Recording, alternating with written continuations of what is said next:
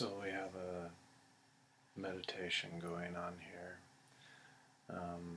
using the wisdom of the Native Americans, this book as our guide. And this is the second chapter, The Ways of Words and Silence. It does not require many words to speak the truth. Chief Joseph of Nez Perce.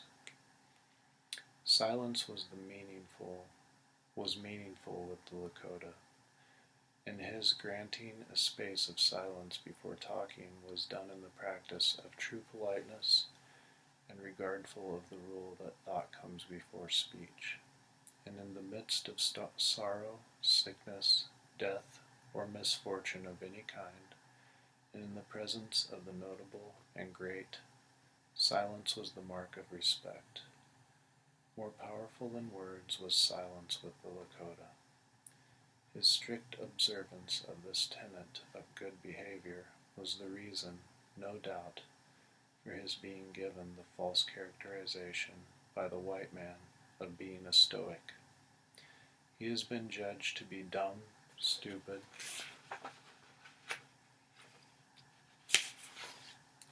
indifferent, and unfeeling.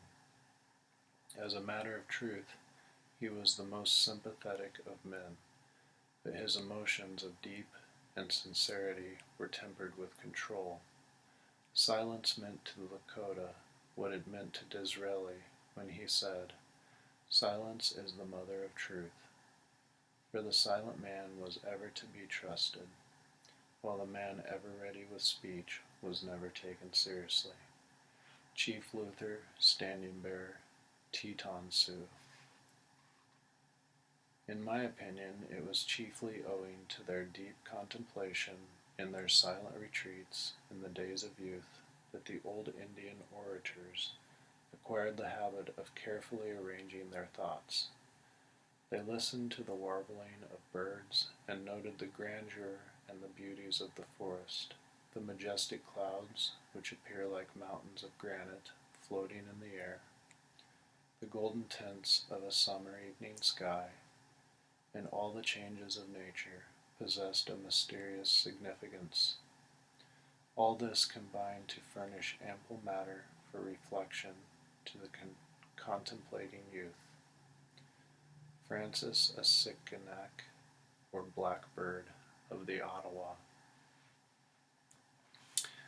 Because we are old, it may be thought that the memory of things may be lost with us who have not, like you, the art of preserving it by committing all transactions to writing.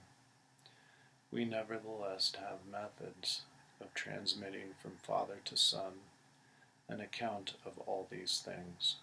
You will find the remembrance of them is faithfully preserved, and our succeeding generations are made acquainted with what has passed, that it may not be forgot as long as the earth remains.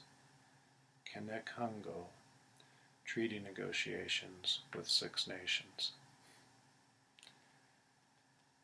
You must speak straight so that your words may go as sunlight into our hearts. Cochise, Chiricahua Chief. Again, I apologize for any mispronunciations that I may make. A treaty, in the minds of our people, is an internal word. Events often make it seem expedient to depart from the pledged word, but we are conscious that the first departure creates a logic for the second departure, until there is nothing left of the word. Declaration of Indian Purpose, 1961. American Indian Chicago Conference. How smooth must be the language of the whites, when they can make right look like wrong, and wrong look like right. Black Hawk of the Sauk.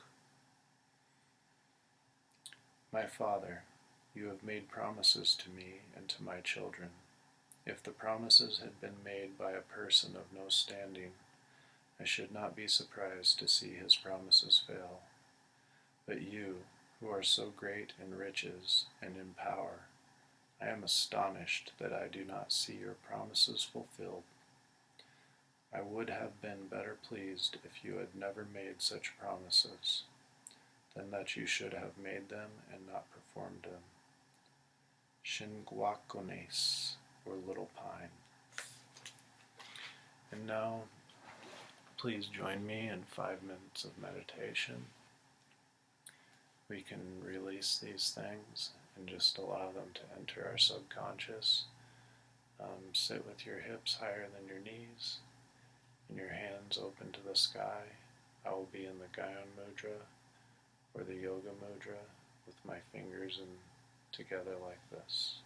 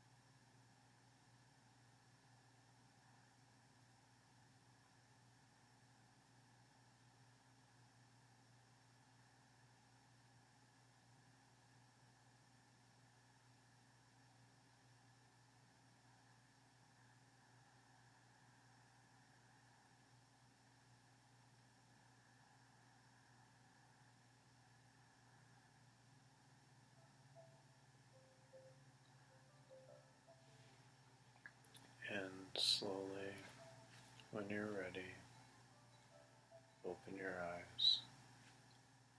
This concludes our meditation. Thank you for joining me. Namaskaram.